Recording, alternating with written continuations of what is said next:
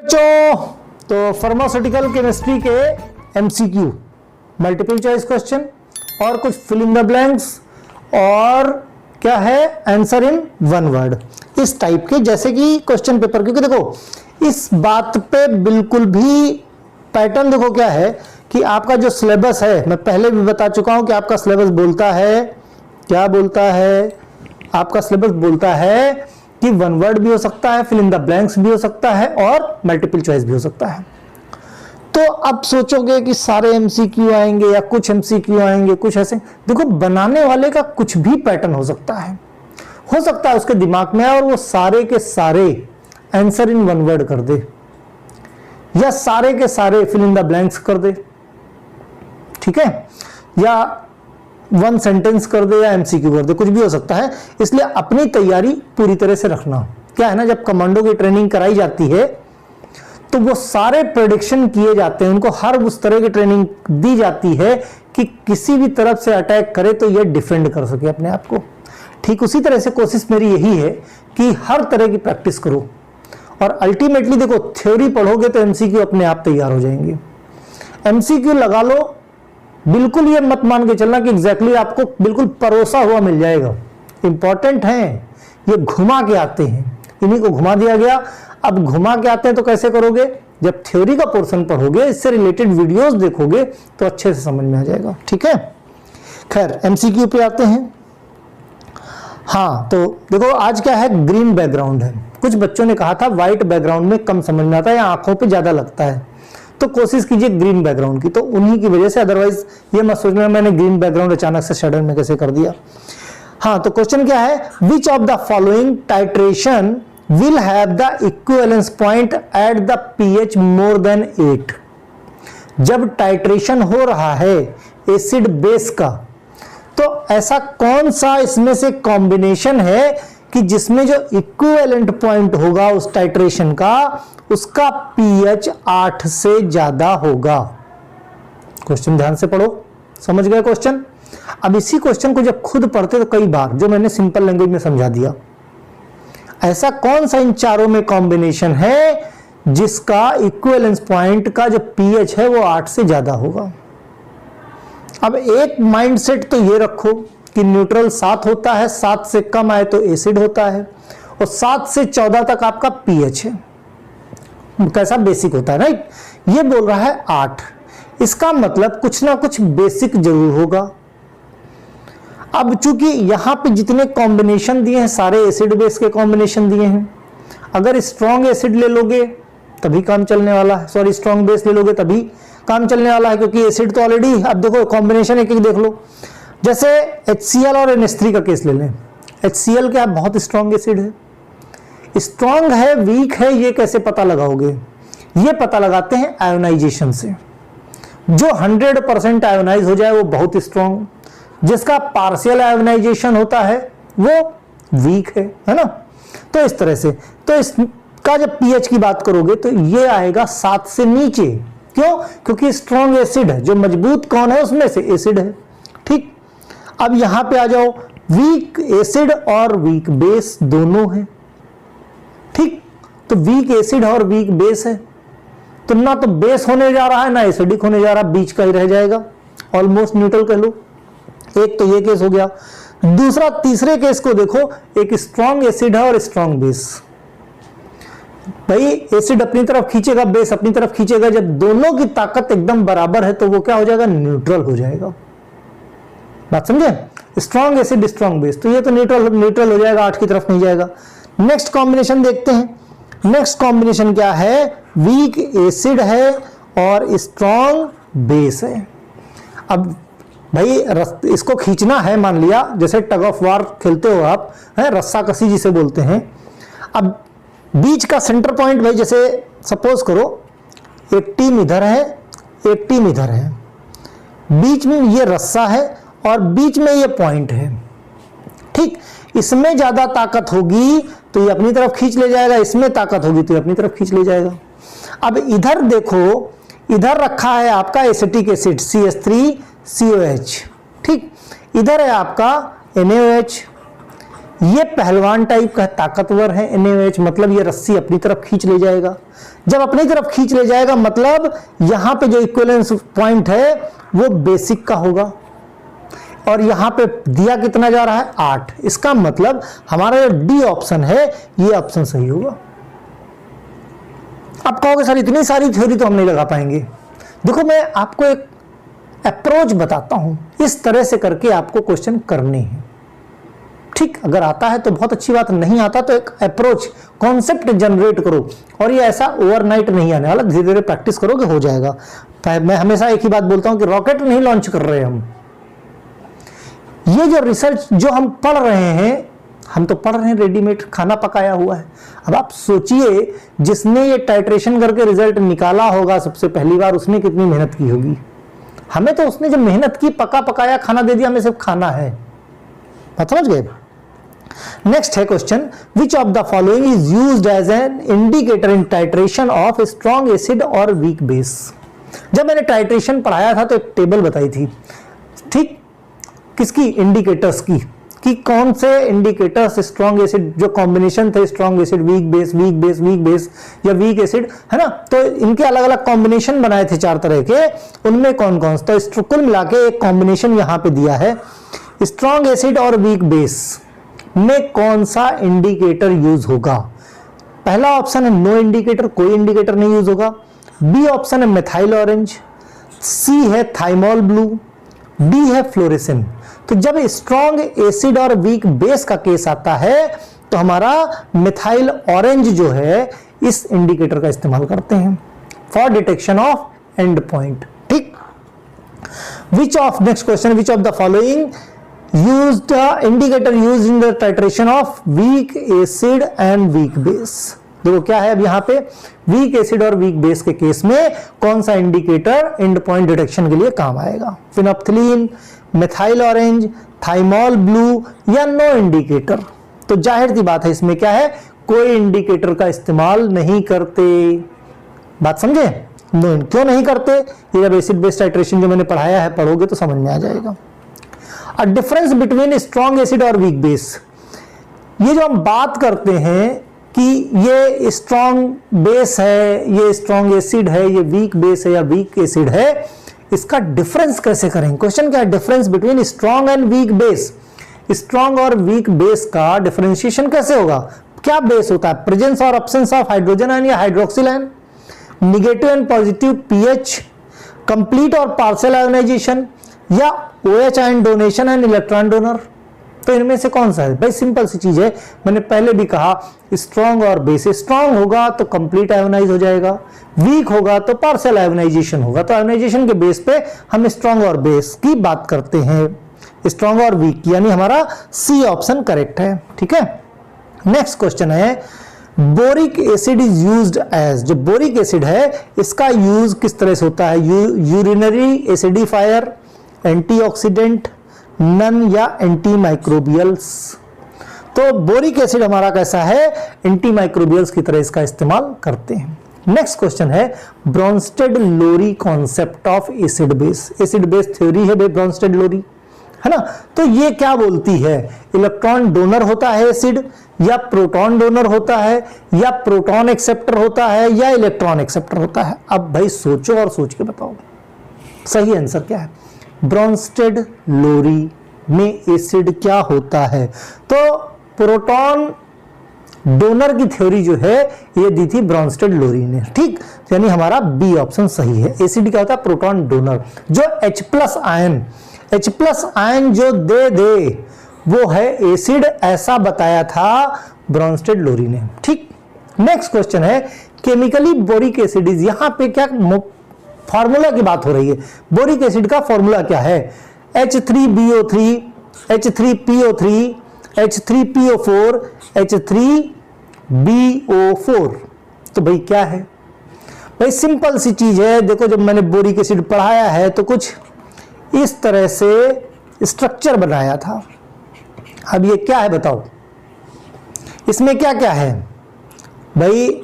H3 भी है, B भी है और O3 भी है कि नहीं है? 3 OH, B बीच में और 3 OH लग गए। ये किससे सिमिलरिटी बनती है? अगर देखा जाए तो ए ऑप्शन से सिमिलरिटी बनती कि नहीं बनती, तो हमारा ए ऑप्शन करेक्ट है। ठीक, कहीं पे भी बोरिक एसिड आए बीच में बी लिखो और इसका 3 तरफ OH लगा दो, यही बोरिक एसिड का फॉर्मूला, कब भी नहीं भूलोगे। राइट, और बड़ा इंपॉर्टेंट ध्यान रखना, which of the following are antimicrobial agent, इनमें से एंटी माइक्रोबियल एजेंट कौन से हैं? Silver nitrate, hydrogen peroxide, potassium permanganate या ऑल। तो सीधी सी बात है, ये सारे के सारे क्या है? एंटी माइक्रोबियल एजेंट हैं। ठीक, तो इस तरह के क्वेश्चन भी पूछे जाते हैं। Increase level of carbon dioxide in blood leads to, blood में कार्बन डाइऑक्साइड अगर बढ़ गई है तो ब्लड का जो पीएच होगा वो किस तरफ जाएगा, या लेवल होगा वो क्या करेगा? एल्कलोसिस कॉज करेगा, एसिडोसिस कॉज करेगा, या बोथ? तो ऑब्वियसली बोथ तो नहीं हो सकता है ना, या नन, इनमें से कुछ भी नहीं। तो जैसा कि कार्बन डाइऑक्साइड कैसा है? एसिडिक नेचर का है, तो ये कॉज क्या करेगा? पार्शियल एसिडोसिस कॉज करता है अगर इसका लेवल बढ़ जाता है, कहां पे? हमारे ब्लड में। ठीक, which antacid is water soluble in nature, इनमें से कौन सा एंटासिड, चाहे एल्यूमिनियम हाइड्रोक्साइड की बात करें, मैग्नीशियम हाइड्रोक्साइड की बात करें, कैल्शियम हाइड्रोक्साइड की बात करें, या सोडियम बाइकार्बोनेट की बात करें, ये सारे के सारे एंटासिड है हमारे। इनमें से कौन सा ऐसा एंटासिड है जो पानी में घुलनशील है? तो सोडियम बाइकार्बोनेट कभी भी घोल दो, सोडा है ना, सोडा पीते हैं ना, तो उसमें क्या सोडियम बाइकार्बोनेट डालते हैं तो तुरंत का तुरंत घुल जाता है। तो यानी हमारा डी ऑप्शन सही है। राइट, नेक्स्ट है 3 membered ring present in the following, इनमें से कौन सी रिंग जो है 3 मेंबर्ड होगी? ऑक्सीरेन, भाई ऑप्शन में क्या है? हाँ, ऑक्सीरेन है, एजीइडीन है, थीइरेन है, या ऑल है। तो एक हिंट देता हूं, heterocyclic IUPAC by AV classes, ये YouTube पे सर्च करोगे एक वीडियो निकल के आएगा, उसी एक वीडियो में जितने भी हेट्रोसाइक्लिक के नॉमेनक्लेचर के कॉन्सेप्ट हैं वो सारे के सारे आपके हो जाएंगे, कोई एक्सेप्शनली भी नहीं बचेगा। जितने भी कंपाउंड आपके उसमें हैं वो सारे के सारे आपके हो जाएंगे, बात समझे? तो उसको देख लेना, आराम से हो जाएगा। तो कुल मिला के ये सारे के सारे, चाहे ऑक्सीरेन की बात करें, एजीरेन की बात करें, थीरेन की बात करें, ये सारे के सारे क्या है? 3 मेंबर्ड रिंग हैं। ठीक है, नेक्स्ट क्वेश्चन पे आते हैं। बाईसाइक्लो हेट्रोसाइक्लिक कंपाउंड पॉजेस, इनमें से कौन सा बाईसाइक्लो कंपाउंड है? क्विनोलिन है, आइसोक्विनोलिन है, इंडोल है, या ऑल है? तो ऑब्वियस सी बात है, बाईसाइक्लो की बात करें तो इसे जितने भी हैं, क्विनोलिन, आइसोक्विनोलिन, इंडोल, ये सब के सब कैसे हैं? बाईसाइक्लो हैं। ठीक, नेक्स्ट क्वेश्चन है बेंजोडाइजेपिन डेरिवेटिव्स, इनमें से बेंजोडाइजेपिन डेरिवेटिव कौन सा है? क्या है बेंजोडाइजेपिन डेरिवेटिव? ओके,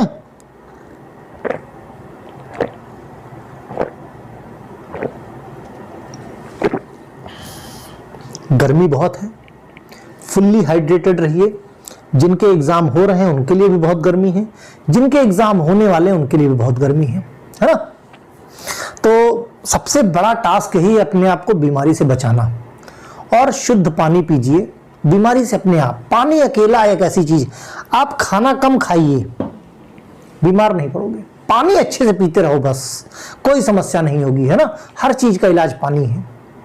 ठीक, बेंजोडाइजेपिन डेरिवेटिव्स कौन सा भाई? डाइजेपाम है, लोराजेपाम है, या एल्प्राजोलम है? बताओ। जब क्लासिफिकेशन में जाओगे तो वहां पता चलेगा कि ये सारे के सारे, या फिर स्ट्रक्चर सबके आते हैं, दो ही चीजें हैं, या तो रट लो या फिर स्ट्रक्चर बना के देख लो। तो चाहे लोराजेपाम का स्ट्रक्चर बनाओ, चाहे डाइजेपाम का बनाओ, चाहे एल्प्राजोलम का बनाओ, जो मेन रिंग है बेंजोडाइजेपिन रिंग है।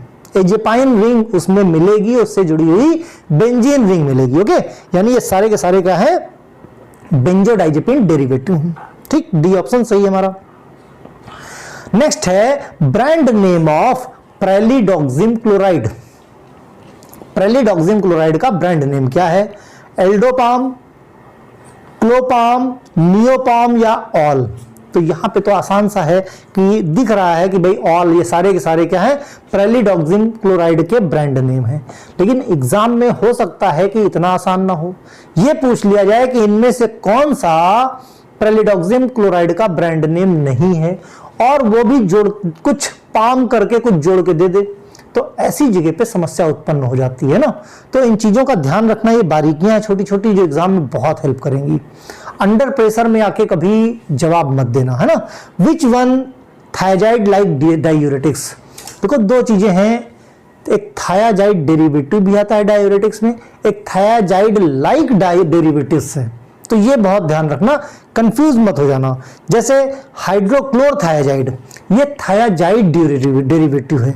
एक क्लोरथैलिडोन की बात करें, कैसा है, थायाजाइड डेरिवेटिव है।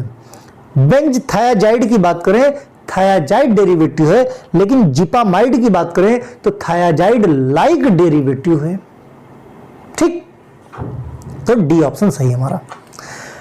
अब नेक्स्ट क्वेश्चन है, Lasix is the brand name of. इस तरह के क्वेश्चन बहुत पूछते हैं। देखो अभी तक क्या कॉमनली पूछ लिया गया कि भाई फ्यूरोसेमाइड का ब्रांड नेम बताओ। ठीक, आपको आता है, आपने बता दिया। जब ब्रांड नेम निकाल के ले आएगा, अब कंपाउंड बताओ। तो ऐसे क्वेश्चन भी पूछे जाते हैं, और जब पूछे जाते हैं तो क्वेश्चन थोड़ा सा ट्रिकी हो जाता है। तो Lasix is the brand name of chlorthalidone, metolazone, spironolactone या फ्रूसेमाइड। तो जाहिर सी बात है लेसिक्स हमारा फ्रूसेमाइड का ब्रांड नेम है। पायराजोलोन डेरिवेटिव कौन है भाई, इंडोमेथासिन है, आइब्यूप्रोफेन है, केटोरेलैक है या फिनाइल ब्यूटाजोन है। याद रहे पायरोल नहीं है, पायराजोलोन डेरिवेटिव है, तो वो होता है फिनाइल ब्यूटाजोन डेरिवेटिव, यानी हमारा डी ऑप्शन सही है। नेक्स्ट है एलिल अमाइन डेरिवेटिव, है ना। तो एल या एलाइल अमीन डेरिवेटिव जो भी बोल दो, कौन सा इसमें से, टोलमेफ्टेट है, इट्राकोनाजोल है, इकोनाजोल है या टर्बिनाफिन है। तो क्या allyl amine derivative is terbinafine, यानी हमारा डी ऑप्शन इज करेक्ट है। नेक्स्ट क्वेश्चन पे आए तो isoniazid, isoniazid is the derivative, या आइसोनियाजाइड क्या है, सॉरी डेरिवेटिव में क्या है। Second line anti tubercular drug है, न्यू ड्रग कैटेगरी में आता है, या first line anti tubercular drug है, या नन है। तो जब एंटी ट्यूबरकुलर ड्रग मैंने पढ़ाया है तो वहां पे ध्यान से देखना। मैंने पहले भी कहा एमसीक्यू पे फोकस बहुत करो। इसके बाद एग्जाम के बाद एक अग्नि परीक्षा और होगी, कौन सी, फार्मासिस्ट बनने से पहले एग्जिट एग्जाम, वहां का बेस भी एमसीक्यू ही होगा। तो इसलिए अभी से पढ़ते चलो। जैसे कहते हैं ना 10th और 12th अच्छे से पढ़ लो तो नेट निकालना आसान हो जाता है। आप सब डिप्लोमा क्यों कर रहे हो, क्योंकि 10th और 12th में मेहनत करी नहीं, इसलिए ये हुआ कि चलो भाई डिप्लोमा कर लेते हैं, लास्ट में मेडिकल स्टोर तो खोल लेंगे या हायर स्टडी में। जो पढ़े होंगे, कुछ बच्चे ऐसे भी होंगे जो अच्छे से पढ़े होंगे 10th 12th में, ईयर खराब नहीं जाए, हम नीट की तैयारी भी करेंगे और डिप्लोमा भी कर लेंगे, साथ साथ में एक हमारे पास डिप्लोमा हो जाएगा, राइट। तो कई तरह के कॉन्सेप्ट हैं। खैर, तो आइसोनियाजाइड हमारी क्या first line anti tubercular drug होती है, ठीक। तो एंटी ट्यूबरकुलर ड्रग जब पढ़ाया है तो ध्यान रखना। डाई अमीनो पिरिमिडीन डेरिवेटिव क्या है, डाई अमीनो पिरिमिडीन डेरिवेटिव क्या है भाई, टेट्रासाइक्लिन है, पायरीमेथामिन है, एटोरवाक्विन है या ऑल है। तो डाई अमीनो पिरिमिडीन डेरिवेटिव क्या है, पायरीमेथामिन। पायरीमेथामिन क्या है, di amino pyrimidine derivative, okay. Next है प्यूरिन एंटागोनिस्ट। देखो क्वेश्चन बड़े इंपॉर्टेंट, ध्यान से करना, और मैं क्वेश्चन पढ़ने के बाद थोड़ा सा गैप लेता हूं, है ना, आंसर बताने में। उसी में आप प्रैक्टिस ऐसी करो कि उसी में टिक कर लो, हाँ भाई ये इसका ये सही है, फिर वेट कर लो 2 सेकंड का या 10 सेकंड जो भी है। प्यूरिन एंटागोनिस्ट क्या है, फ्लोरोयूरेसिल, मेथोट्रिक्सेट, मेथी नहीं है, मेथोट्रिक्सेट, मरकैप्टोप्यूरिन या विनब्लास्टिन। तो प्यूरिन एंटागोनिस्ट डेरिवेटिव कहां पे है, ये एंटी नियोप्लास्टिक ड्रग है, और इसका सही जो आंसर है दैट इज मरकैप्टोप्यूरिन।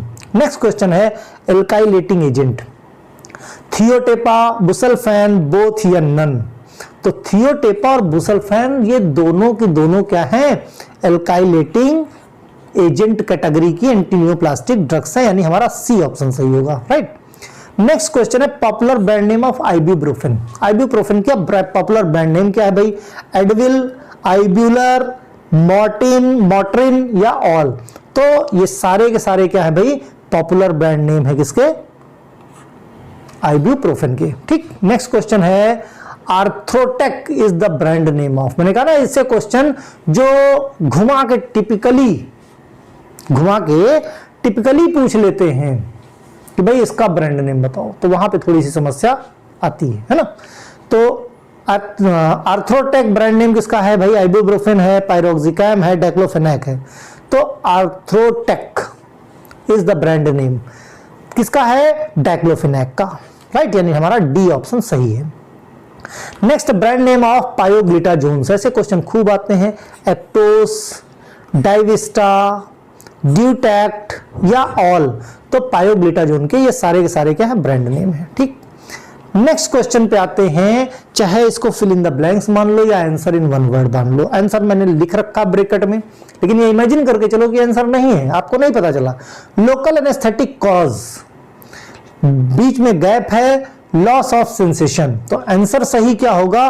रिवर्सिबल, यानी local anaesthetic cause reversible loss of sensation, mean sensation जाने के बाद वापस आ जाता है। प्रोकेनिजैन क्या है? ईस्टर, ईस्टर डेरिवेटिव होता है, ईस्टर बॉन्ड होता है इसमें प्रोकेन में।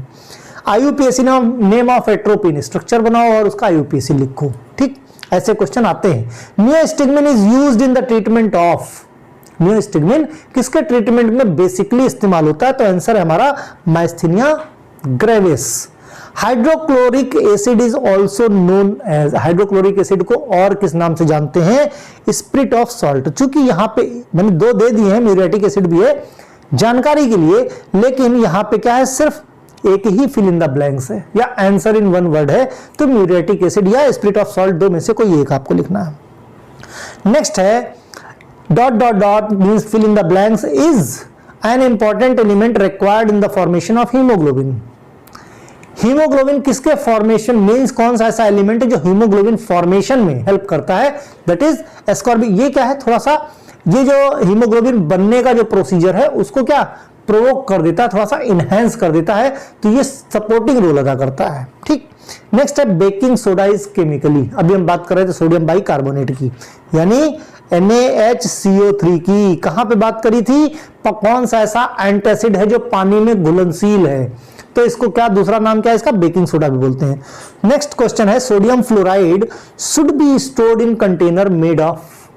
तो सोडियम फ्लोराइड जो है, जो कि डेंटल प्रोडक्ट है आपका, कैसे कंटेनर में रखा जाता है? ग्लास के, और वो ग्लास किसका बना होगा? पायरेक्स का। कैसे कंटेनर्स हो गए?